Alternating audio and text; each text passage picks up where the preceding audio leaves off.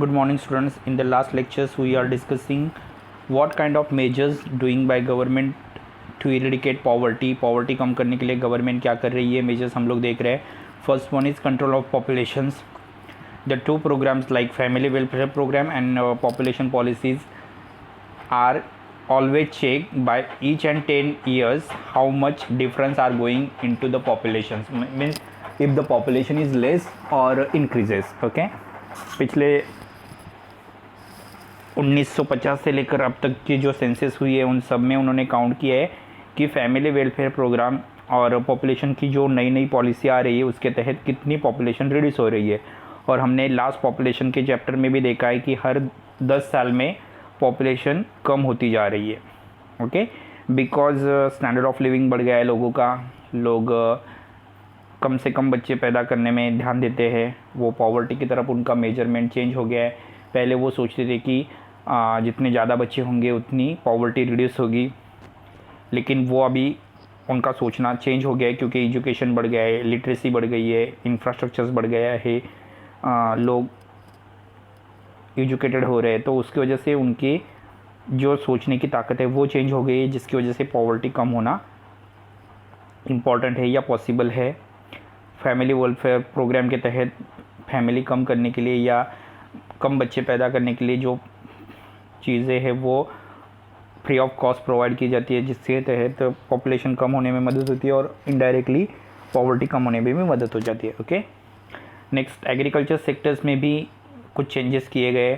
Farmers को agricultures के input यानी बहुत सारी टेक्नोलॉजी, मशीनरी, ट्रैक्टर्स वगैरह परचेस करने के लिए चीप क्रेडिट फैसिलिटीज़ यानी सस्ते से सस्ता लोन दिया जा रहा है. उसी के साथ गवर्नमेंट ने हर एक फूड ग्रेन्स की minimum support price MSP decide करके दी है, हर एक क्रॉप्स की, हर एक फसल की, जिसकी वजह से फार्मर्स को एश्योरेंस मिलता है, उनको गारंटी मिलती है कि अपना प्रोडक्ट इतने में कम से कम बेचा जाएगा. ओके, तो वो सिक्योर रहता है, उसके पास ऑटोमेटिकली उनको एक फ़िक्स अमाउंट मिलने वाली है, ये उनको मालूम है, तो उनका एग्रीकल्चर इनकम बढ़ते ही रहता है. ये एक दूसरा मेजर उन्होंने किया है. तीसरा हमने देखा है एम्प्लॉयमेंट गारंटी स्कीम के तहत स्पेशली रूरल एरियाज़ में यानी गाँव में जहाँ पे रोड कंस्ट्रक्शन किए जा रहे हैं, इरिगेशन प्रोजेक्ट लिए जा रहे हैं, पूरे रूरल इलेक्ट्रिफिकेशन किया जा रहा है ताकि गाँव में ही सारी फैसिलिटीज़ अवेलेबल हो. ओके, वहाँ पे भी TV program, electricity, then laptop, mobiles इस्तेमाल हो, वहाँ के लोग भी ज़्यादा एजुकेटेड हो जाए. ओके, तो पॉवर्टी ऑटोमेटिकली रिड्यूस हो जाएगी, ये मानना है. नेक्स्ट हमने 4th पॉइंट देखा रूरल इंडस्ट्रियलाइजेशंस. ओके, इस स्कीम के तहत रूरल एरियाज़ में स्पेशली एम्प्लॉयमेंट क्रिएट करने के लिए ज़्यादा से ज़्यादा स्मॉल स्केल इंडस्ट्री, छोटी छोटी इंडस्ट्री और cottage industry, specially cotton industry या कपड़े की मिल्स वहाँ पे बनाई जा रही है ताकि वहाँ के लेबर्स को ज़्यादा से ज़्यादा जॉब मिल सके. अगर उनको जॉब मिल गया तो वो अपनी फंडामेंटल और लग्जरीज दोनों नीड्स कंप्लीट कर पाएंगे, और दोनों नीड्स कंप्लीट हो गई तो वो ऑटोमेटिकली उनकी पॉवर्टी रिड्यूस हो जाएगी. ओके, नेक्स्ट है मिनिमम वेजेस एक्ट. ये एक्ट 1948 को बनाया गया था, मिनिमम वेजेस एक्ट. इसके तहत हर एक को फेयर वेजेस डिसाइड करके दिए एग्रीकल्चर और इंडस्ट्रियल वर्कर्स को.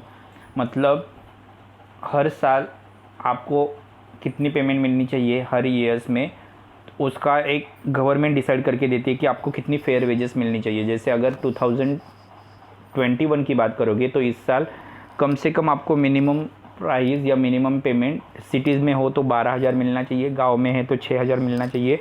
ये मिनिमम वेजेस रेट डिसाइड करके रखा है. ओके, और ये बार बार रिवाइज होते रहता है टाइम टू टाइम, मतलब हर 10 साल के बाद आपको बताया जाता है कि आपको कितना सैलरी मिलना चाहिए.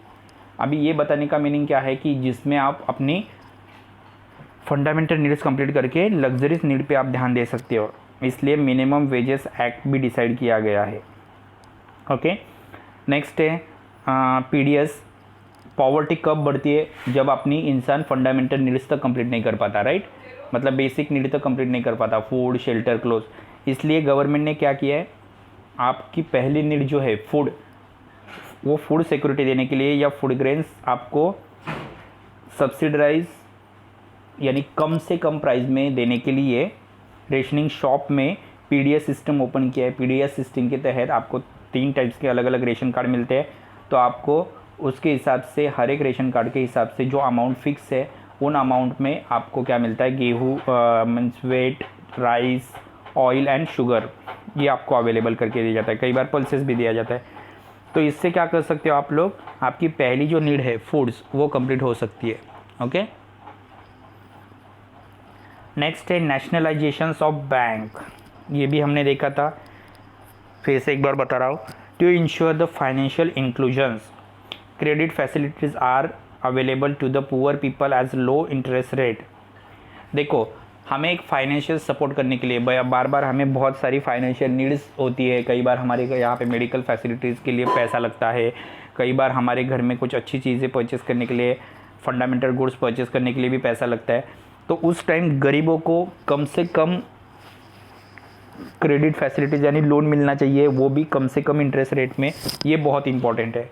ओके, और अगर बैंक्स प्राइवेट होगी तो वो 12%, 13% इंटरेस्ट रेट ले सकती है, जिसके कारण पुअर पर्सनस का जो उसने लोन लिया है उसकी जो मेन अमाउंट है वही वैसी की वैसी रहती है, वो इंटरेस्ट दे चुकाते चुकाते मर जाता है। ओके, तो उसके घर में हमेशा ही पॉवर्टी रहेगी। इसके ऊपर एक सोल्यूशन गवर्नमेंट ने निकाला है।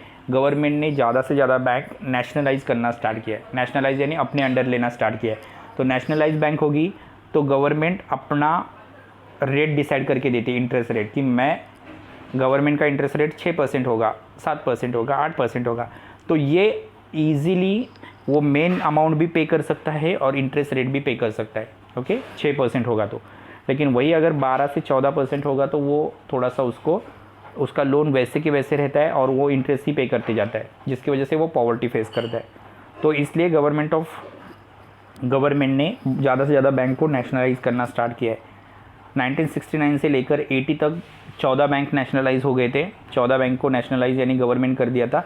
उसके बाद अभी रिसेंटली 2020 में उन्होंने 4 और बैंक को नेशनलाइज कर दिया है।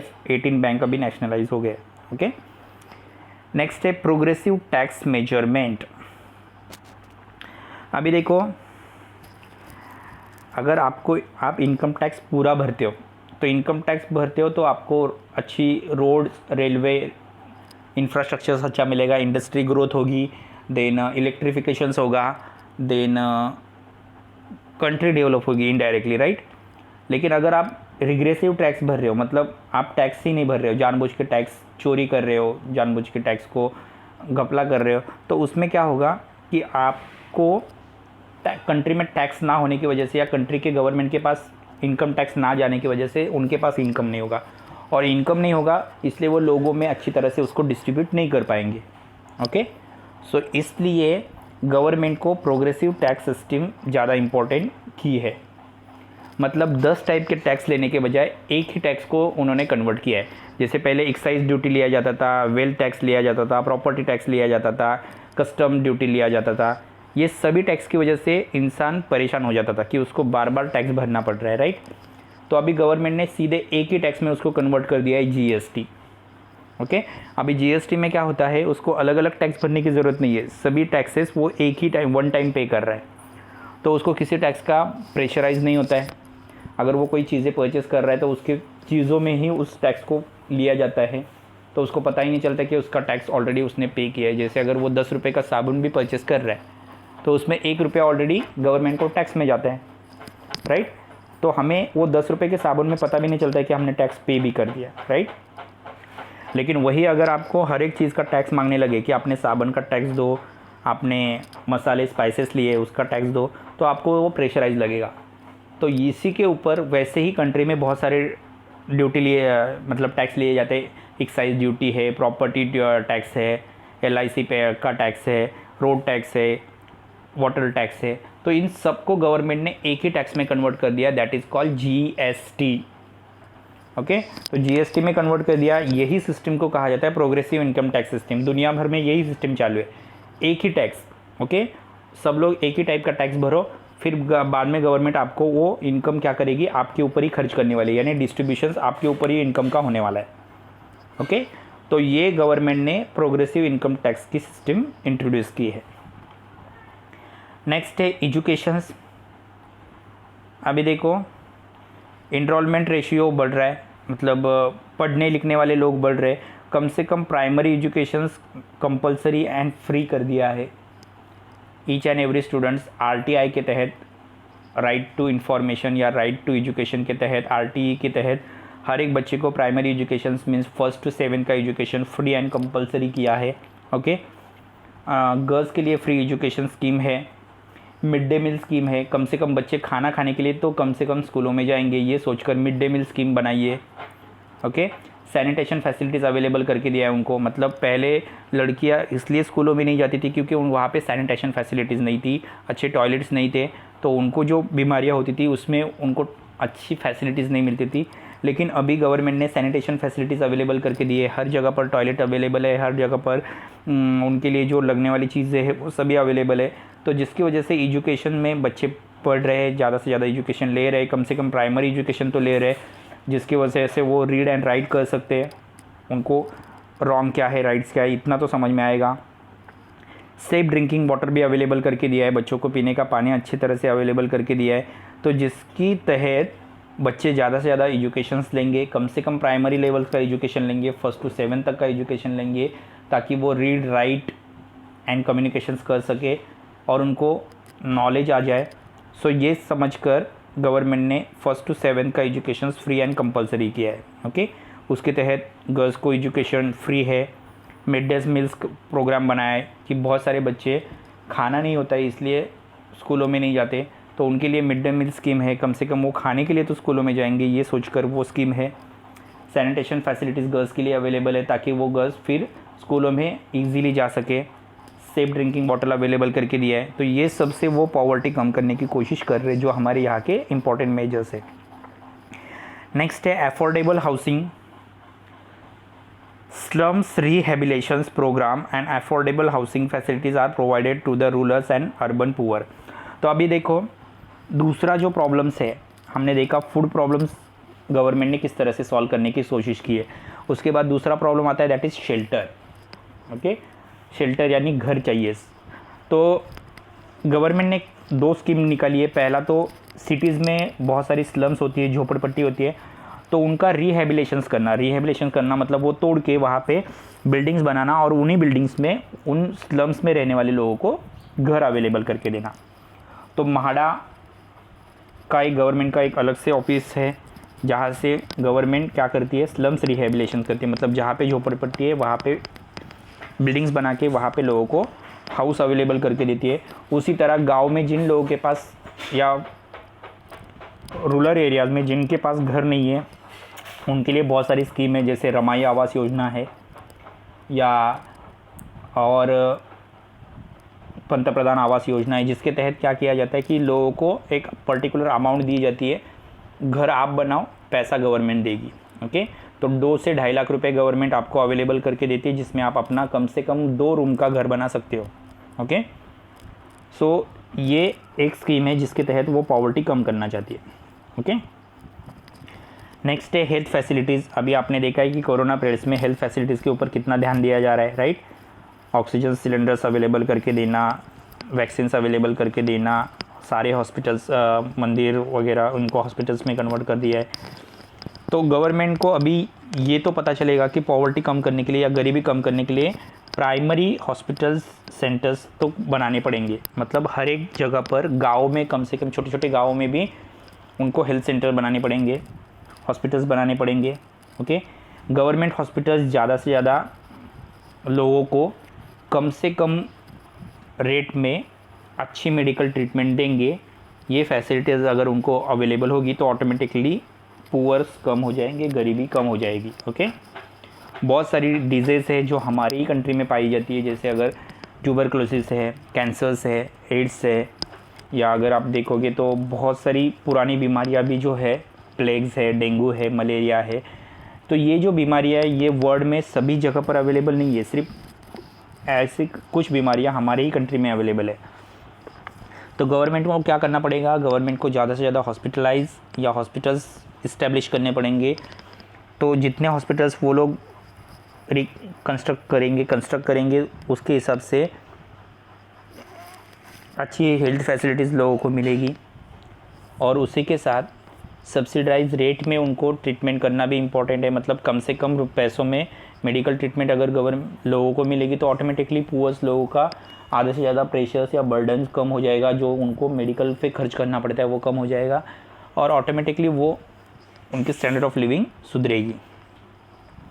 लास्ट है skill development and self employment programme.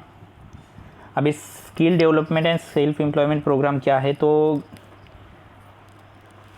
अभी इंडिया में अगर जॉब क्रिएशंस करना है तो आपके हाथों को कुछ स्किल चाहिए, राइट। आपका जो एजुकेशन से या नॉलेज है वो आपके लिए जॉब की अपॉर्चुनिटीज़ क्रिएट नहीं कर पाता, राइट।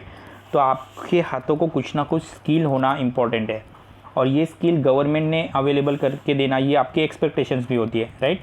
तो गवर्नमेंट ने ज़्यादा से ज़्यादा पॉवर्टी कम करने के लिए क्या किया है, तो स्किल एजुकेशन स्टार्ट किया है। ओके, स्किल एजुकेशन स्टार्ट किया है, यानी वहाँ पे आपको ITI के जितने सारे कोर्सेस है वो सिखाए जाते हैं। फ्रिज रिपेयर करना, वाटर मशीन्स रिपेयर करना, बहुत सारे टेक्नोलॉजी इलेक्ट्रिसिटी के चीज़ें रिपेयर करना, ये सिखाया जाता है ताकि आपके अंदर एक स्किल आ जाए और उस स्किल के तहत आप एक बिजनेसमैन बनने की कोशिश करो या खुद का एम्प्लॉयमेंट क्रिएट करने की कोशिश करो। ओके, तो ये सारे स्कीम गवर्नमेंट ने बनाए हैं। ये कुछ स्कीम है जो गवर्नमेंट के अंडर दी जाती है पॉवर्टी कम करने के लिए। पहला है एम्प्लॉयमेंट गारंटी, हमने लास्ट लेक्चर्स में सीखा है।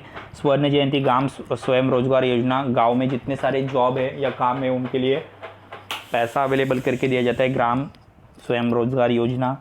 जनधन योजना, इसके तहत आप लोग को एक इंश्योरेंस की अमाउंट दी जाती है 2 लाख रुपए, उसके पहले आपको भरने पड़ते हैं, फिर बाद में एक पर्टिकुलर एज के बाद आपको मिल जाते हैं।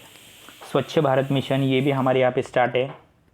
सर्व शिक्षा अभियान, ये भी आपको मालूम है, प्राइमरी एजुकेशन के लिए स्टार्ट है। अंत्योदय अन्न योजना, जिनको रेशन कार्ड से रेशन लेते हैं उनको ये योजना या ये स्कीम मालूम है, अंत्योदय। ओके, उसके बाद है Mahatma Gandhi national rural employment guarantee scheme.